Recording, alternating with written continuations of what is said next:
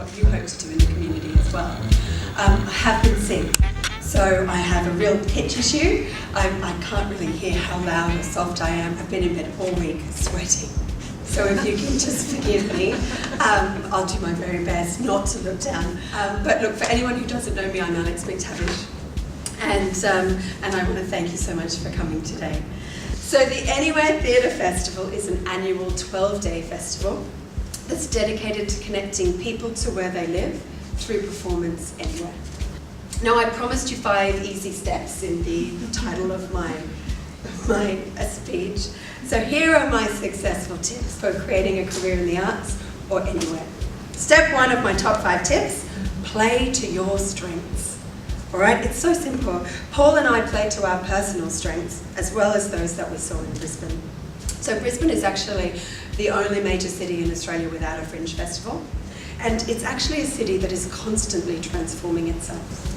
Unlike Melbourne, which has sensational old warehouses in Fitzroy or Brunswick or in the city centre that stalwarts refuse to hand over to developers, Brisbane is always setting fire to some building so they can put a new one in its place.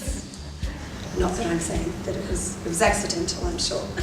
But we coupled our long history in the independent sector with marketing nous that we had acquired through jobs that we had to do because we couldn't sustain ourselves as artists, and into a venture that was both high risk and seemingly without profit. So artists are not often equipped as producers. Their marketing and risk assessments often go out the window. They often have no budgeting experience, and that's where we come in. By playing to your strengths, you're giving yourself the very best chance of success. Go and find other people to fill those gaps. Number 2, be patient. Take your time. You're all young. You probably feel like you are got to get somewhere quick. This is the best time just to be present and be patient. All great ideas take time to flourish. It's that simple. Like a scientist would do, you need to test your ideas rigorously for opportunities and for threats. It's better to assess what you know rather than what you don't know before abandoning what could be the next great idea. Paul and I built our structure so frugally that it meant that we could test it for 3 years until people trusted us enough to fund it. But if you go like a bull at a gate and you don't have those structures in place, it'll die before you've had a chance to test it and to show that it can work. So being frugal and taking your time has a lot of value. Number 3, this one's dead simple. Be creative every day. If you're not creating, you're not producing, and if you're not producing, you're not extending your art. It's simple. If you're a writer, write. If you're an actor, go out and find other people to act with because you cannot act alone. You're in a vacuum and it makes for really bad theatre. If you're a painter, well, you catch my drift, right? The next one is my personal favourite and the one I still work on every single day. Be wrong as often as humanly possible.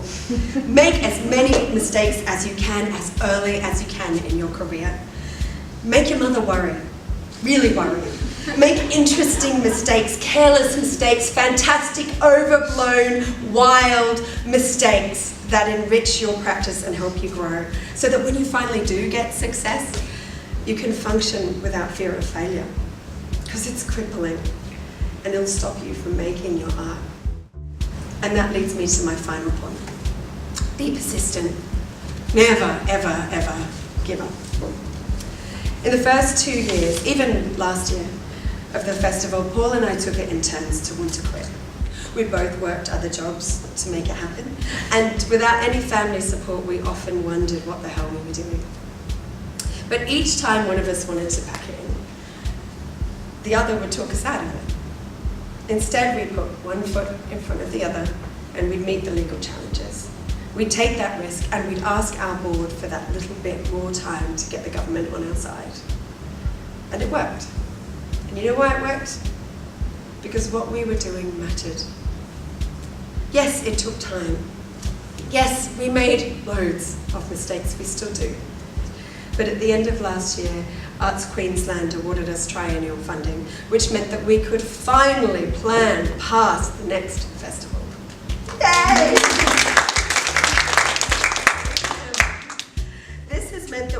expand. And I'm pleased to announce that we now have Anywhere Festival Frankston. And yesterday we found out we have Anywhere Festival in Mackay.